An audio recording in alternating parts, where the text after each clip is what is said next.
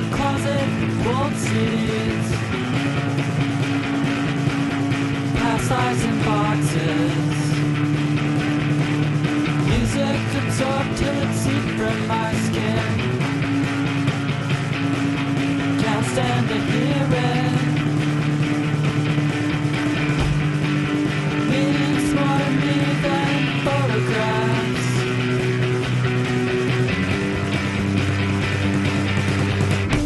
Pictures of backyard and northern sunsets are all that exist in my mind. Freshly cut lines and daytime sprinklers, spiderwebs on a gray wooden fence. I remember the comedian.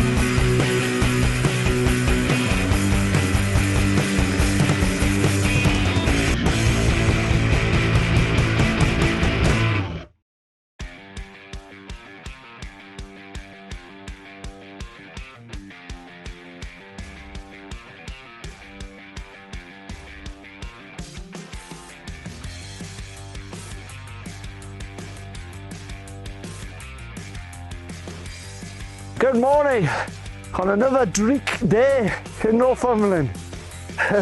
It's foggy and drizzly, and we're out on the grand tour. We're back at the old lime kiln, which dates from the early 19th century, late 18th century, and we're going to be walking along Hadrian's Wall today.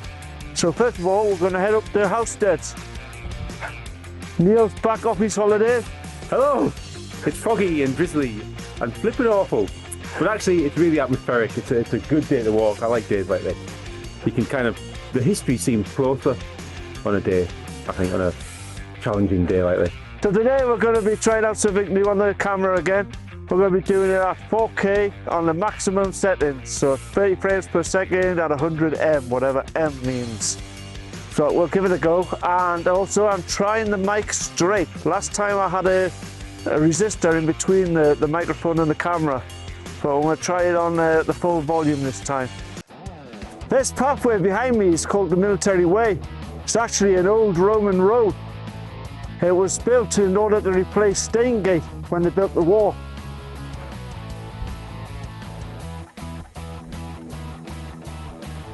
This here is Milecastle 37. It's a very nice Milecastle. It features in a lot of pictures because of the arch, or the broken arch I should say.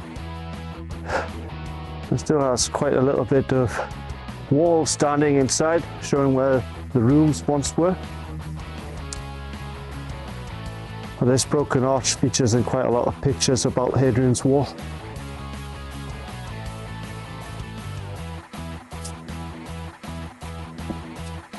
On a clear day you get a lovely view. One good thing about the fog is it adds a lot of atmosphere to the wall. This here is one of the few sections of the wall where you're allowed to walk on top of it. It goes across Housestead Crags.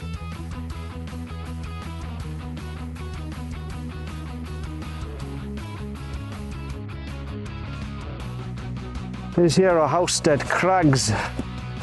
It's quite wet and slippy at the moment, so I need to be a bit more careful than I usually am. It's a long way down there.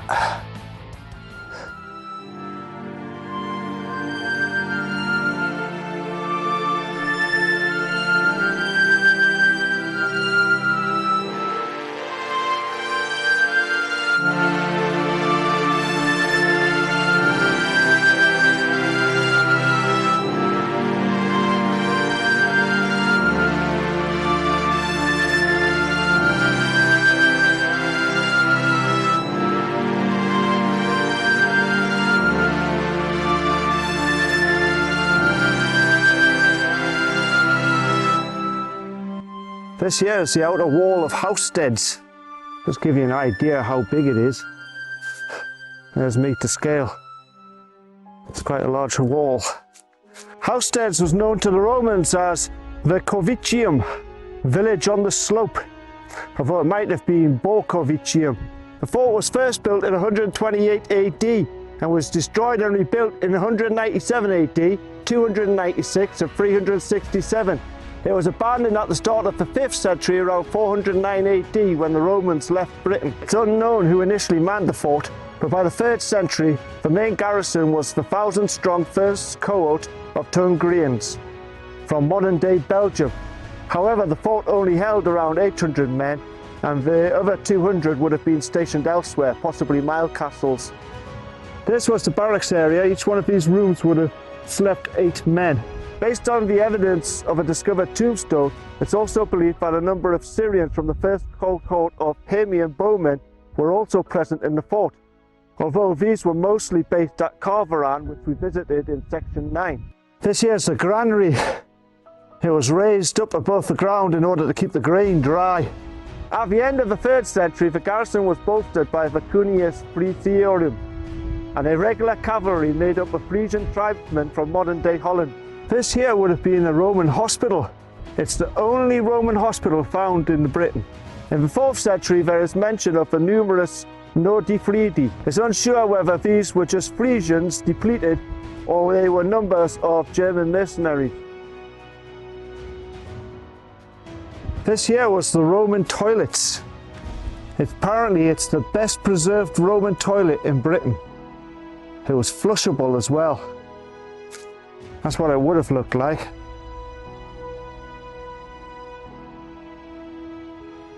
So the soldiers would have sat on the edges here, and the waste would have fallen into this ditch here, and that would have been flushed with water tanks which are over there. So here are the water tanks. The water would have gone into these troughs and fallen down into there. And then the soldiers would have washed their hands in these bowls, and that would have flushed the latrine out of the fort over there.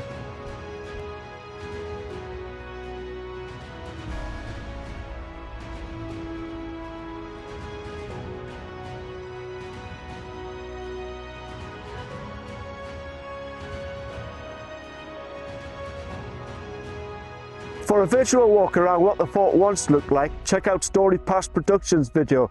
I'll put a link below.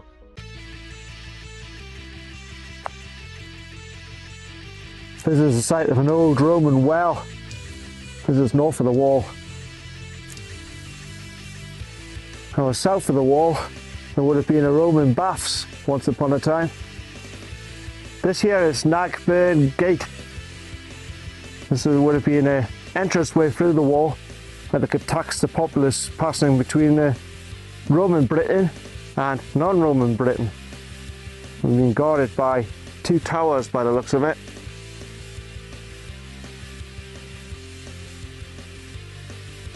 This here is the top of King's Hill. And this here gate is called King's Wicket. King refers to King Arthur. If you haven't already seen my video about King Arthur on Hadrian's Wall, I'll put a link below.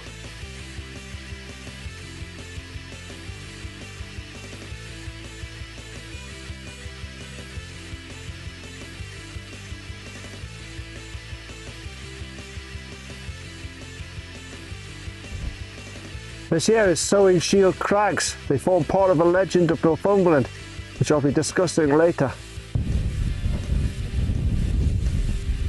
Here in the top of the crags now.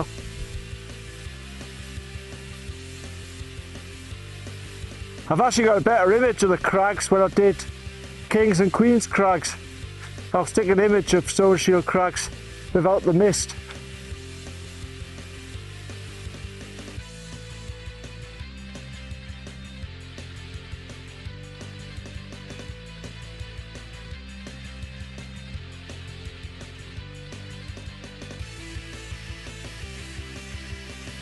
Although the original wall was 15 foot high, 10 feet wide, a lot of the stone is being stolen to build houses and to build the General Wade Road.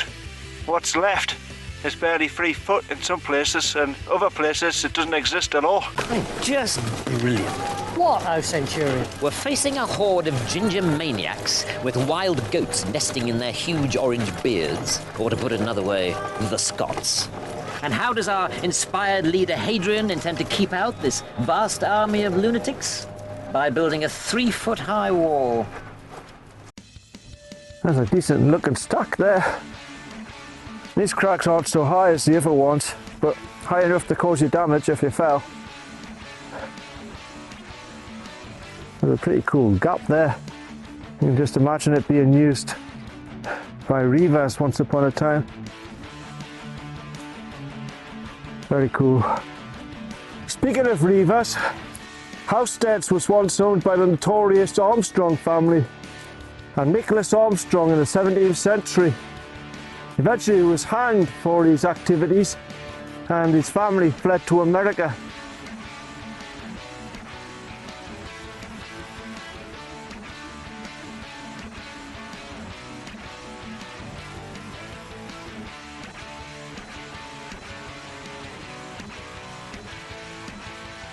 So we're on top of Sewingshields Crags at the moment, and we've just come across this huge Milecastle. I didn't know anything about it, to be honest. It's massive. It's the biggest Milecastle I've seen so far.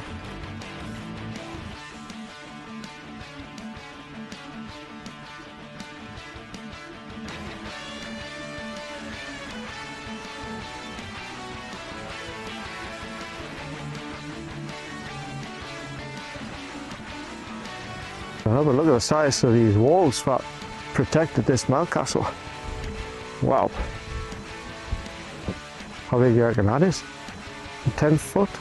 Maybe a little bit more? That was a massive Milecastle, that. Very impressive.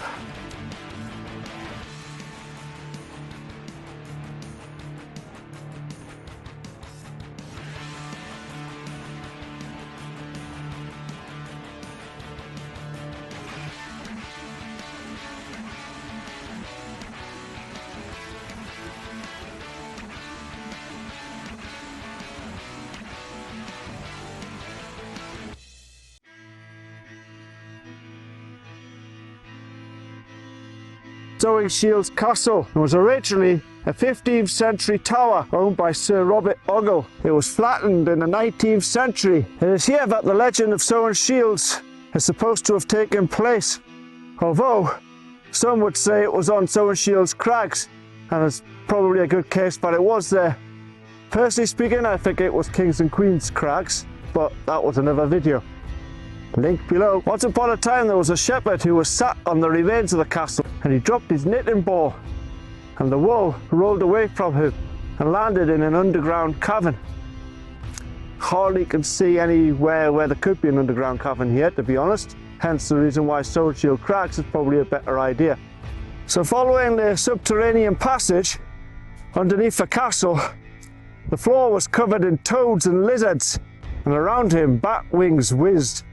There was a light up ahead of him which he followed into an underground cavern with a vaulted ceiling. In the cavern there was a fire which burnt without any fuel, which was the source of the light. Around him were knights all fast asleep, and on a throne was King Arthur and Queen Guinevere also asleep. In the corner were 30 hounds also asleep.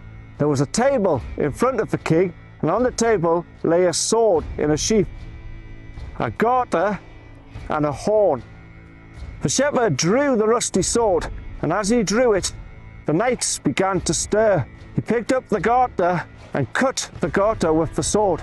At that moment, the king's eyes opened and stared at him, along with the eyes of all the knights and Queen Guinevere. The shepherd became scared and ran away from the hall, but not before he heard the curse from the king. Oh, woe betide that evil day on which this witless wight was born, who drew the sword, the garter cut, but never blew the bugle horn. Despite trying to find the cavern again, he was never able to do so, and it has remained hidden until this day. Sewingshields Castle, one of the possible resting places of King Arthur, along with Sewingshields Crags and Kings and Queens Crags, which I've already visited. However, there is another place in Northumberland where King Arthur is said to rest. That was near Vindolanda, where we already visited. There's a place called King's Cairn. The clue's in the name. Somewhere within this marshland lies Coventina's well. It was dedicated to the Romano-British goddess Coventina, and it was the source of Megidene's burn. They discovered 13,487 coins, sculptural reliefs and altars there, but sadly, this is all that's visible.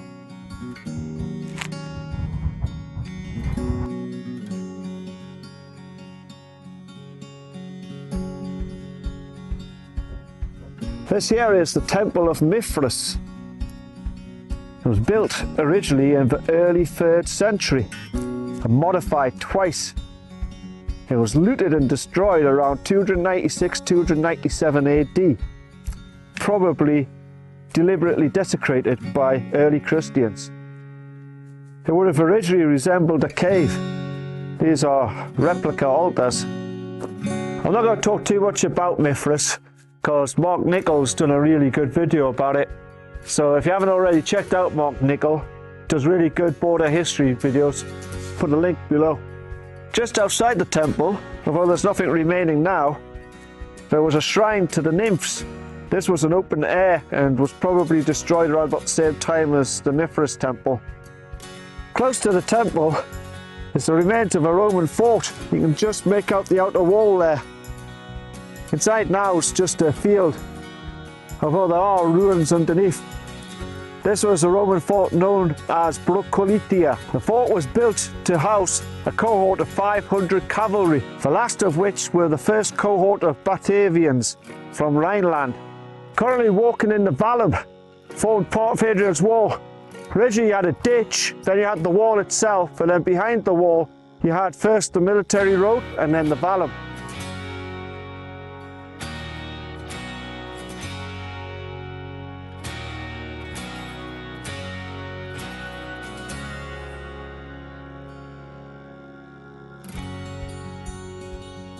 There's another trig point on the Hadrian's wall. Not really a summit, to be honest, so just knocking it off because it's there.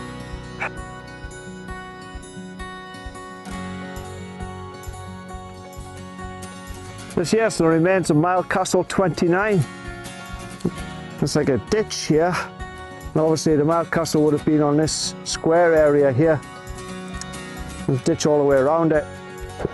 So if you can remember which Milecastle we began at, then you'll be able to work out how many Roman miles we've walked if that was Milecastle 29. It's a pity you can't get the views today. There's some stunning views that way, but unfortunately it's just mist. It's been mist all day. There you go. Falconry Days, Northumberland. Over 85 birds of prey, open from 10 AM. There's the website, falconrydays.com. Bird of Prey Centre, and apparently it's in that direction. So check it out if you're in the area. Doing our bit to promote local businesses. Looks like it might be a good day out. Might take my daughter one day. We just come across this sign, Warwick Hall, or Warwick Hall. A boutique country hotel open to non-residents, public bar, restaurant, sun terrace, boot room, light lunches, tea and coffee, home bakes. Public bar.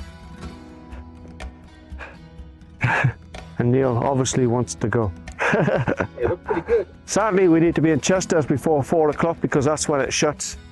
So we might come back here, never know. So we've entered the North Tyne Valley now. It's very beautiful. We're going to be following the North Tyne Valley for the next 6 or 7 walks.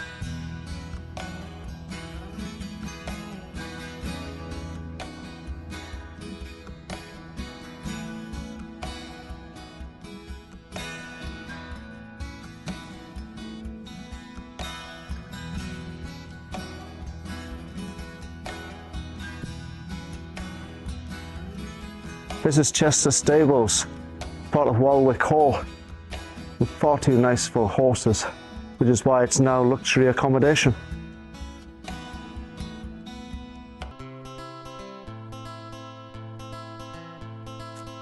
This is the Clayton Museum. That's Chester's fort.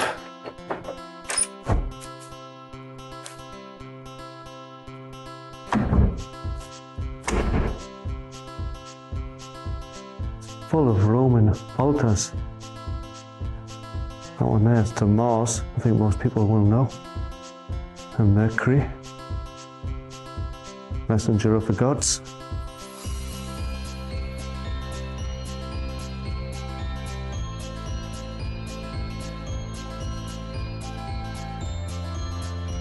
That one there is companion of Mithras. We've been to the Mithras temple, remember?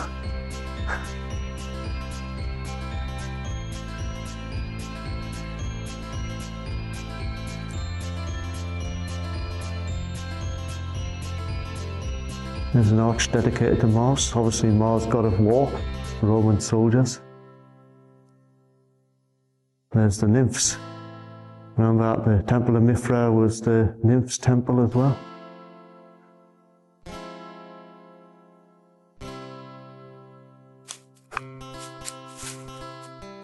Very cool. Some more things along here.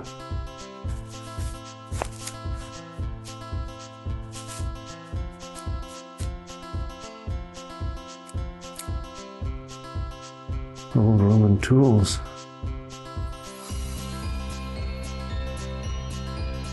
And millstones. Remember we saw the granaries at Housesteads. There's some needles, some jewellery, some hairpins and hair combs. And it's assumed that they belong to women. But there's actually no evidence that they were women's or men's.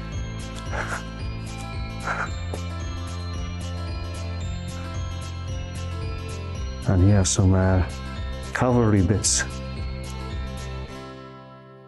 Chesters was known to the Romans as Chiluanum. It was a cavalry fort designed to protect the bridge across the North Tyne.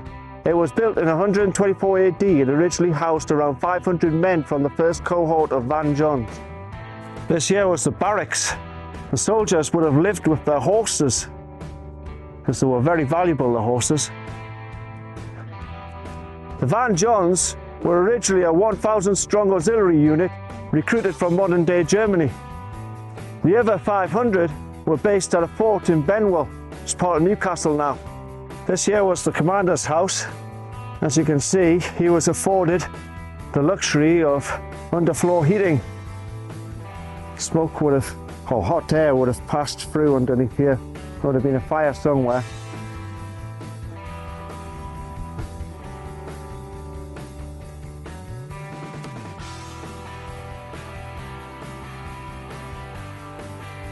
That would have been floor level.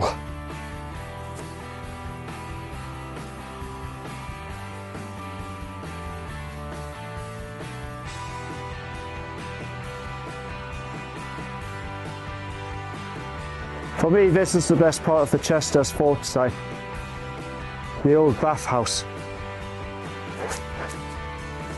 This is where the soldiers would have taken off their clothes, ready to enter the various different baths, cold and hot.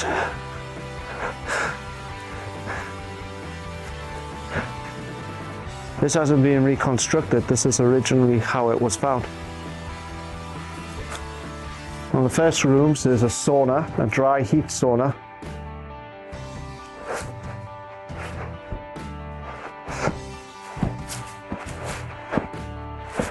And then this was a steam room.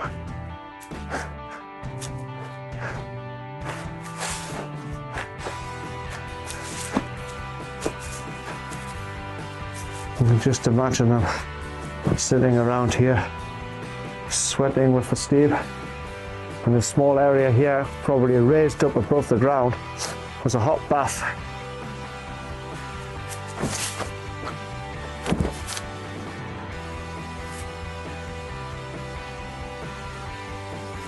This would have been the cold bath.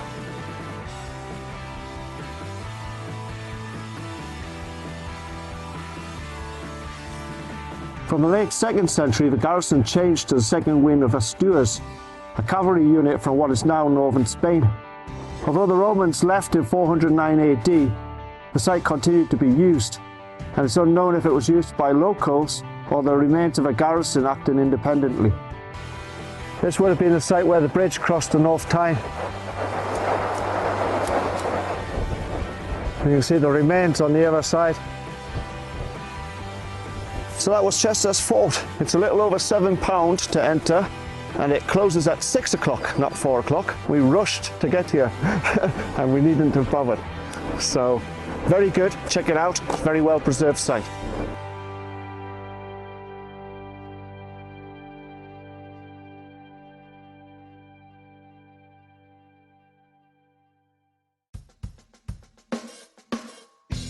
So then, Neil, what did you think of that walk?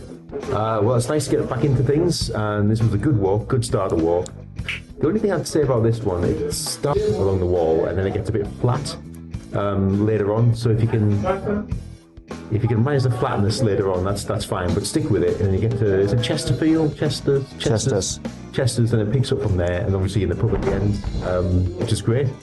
So yeah, it's very good at the beginning, a bit kind of middle of the road, towards halfway through towards the end, then it picks up again. But yeah, it's good to be out walking with the Northern Wayfarer again. Yeah, as Neil said, at the start the walk was really good, but then it got a little bit boring when it was a bit flat. No doubt it might have been a little bit better if there had been the views, but because of the fog we were walking with not much to see, to be honest. But then with the temple was alright, and then after the temple was flat again, and then we got to Chester's, which was brilliant as always, my favourite fort on the Roman wall. And then now we're in the pub, so quite good. I enjoyed the fog because it made it more atmospheric, so it was really good on the wall with the fog. The fog was good when we had the wall, but when we lost the wall because of general wind, it would have been nice to have had the views to make up for the wall. That damn general wind. Yeah. It's his fault. So if you like the video, give me a thumbs up, comment below, hit the subscribe button for the next adventure, share with your friends on social media, and I'll catch you on the next one. Cheers. Map the nail. Very nice. From my skin, can't stand to hear it. Means more to me than photographs.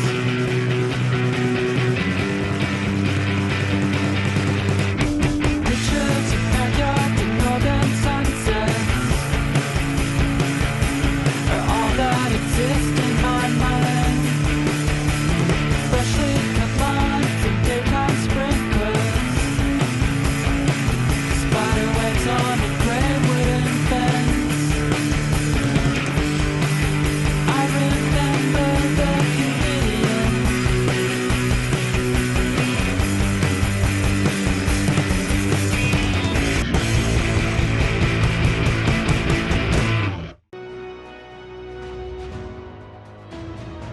So we've come to the other side of the river after the pub to have a look at the remains of the bridge. It's quite an impressive sight, to be honest. So this here is like the wall.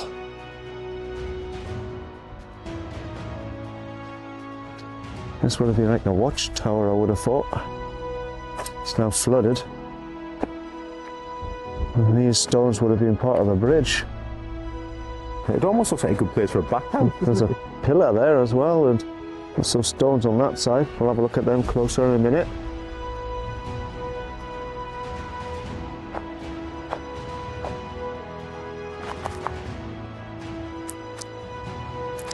It's almost paved underneath the water there.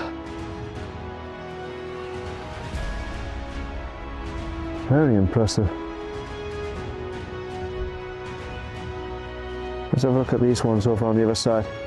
It's actually worth coming along. This isn't on the grand tour, this bit. This is just like a bonus section. But it's actually worth coming across to this side of the river and having a look. So this just looks like stones that they've pulled from the river that formed part of the original bridge. There's a couple of pillars as well.